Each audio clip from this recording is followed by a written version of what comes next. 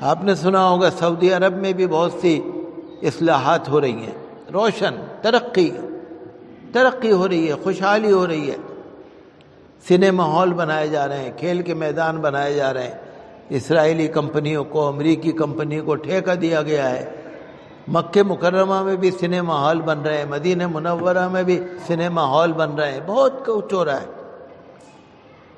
غیر ملکی سرمایہ کاری، باہر کے مالدار لوگ آئیں، ہم ان کو ویزا دیں گے، ہمارے ملک میں رہو، کوئی بھی ہو، چاہے یہودی ہو، چاہے عیسائی ہو، چاہے انگریز ہو، چاہے کوئی بھی ہو، ترقی کے نام پہ۔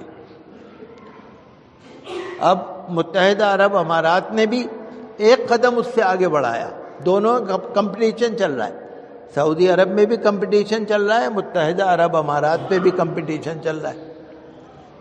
اخبار آپ نے پڑھا ہوگا کہ 50 سال ہو گئے متحدہ عرب امارات کو قائم ہوئے 50 سال ہو گئے۔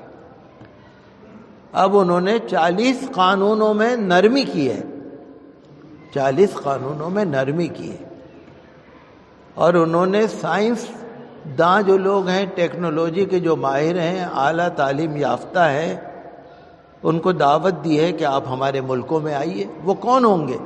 مسلمان تو ہوں گے نہیں، کوئی بھی ہوں، اور جب وہ آئیں گے پھر کیا ہوگا؟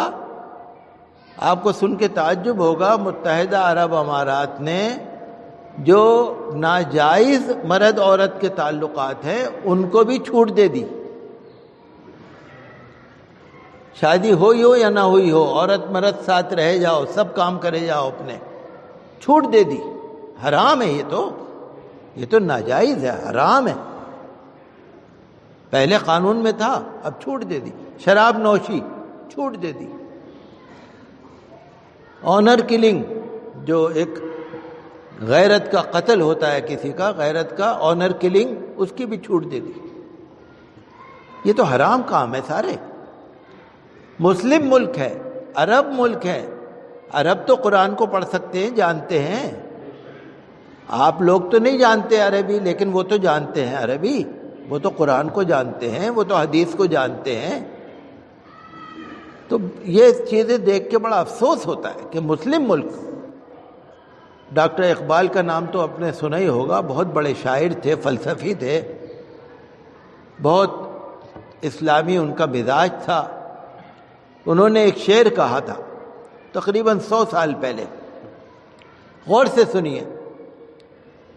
فکر عرب کو دے کے فرنگی تخیلات، فکر عرب کو دے کے فرنگی تخیلات، اسلام کو حجاز اور یمن سے نکال دو۔ حجاز سعودی عرب، یمن جو یمن ہے، جہاں سب سے پہلے اسلام آیا، جہاں قرآن نازل ہوا۔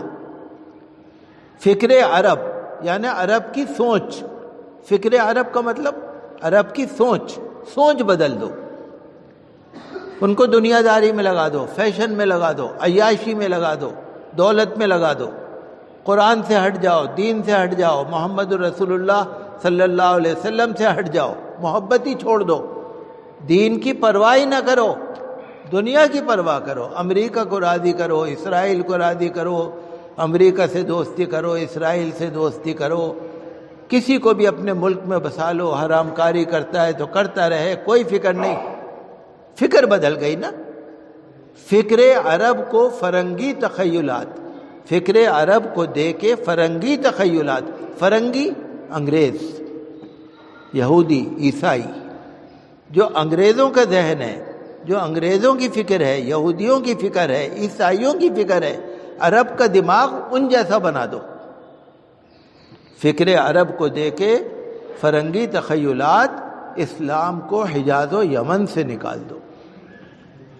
کہ جب سعودی عرب جیسے ملک میں مذہب اسلام کی حفاظت نہیں ہوگی تو کہاں ہوگی؟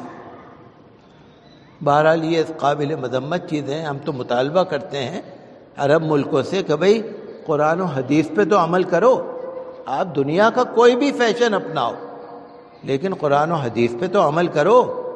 اتنا تو حق بنتا ہی ہے، آپ تو مسلم ملک ہو نا۔ جب آپ مسلم ملک ہیں، اسلام کو جانتے ہیں، پڑھتے ہیں، تو تو کم از کم آپ کو اتنا تو خیال رکھنا ہی چاہیے۔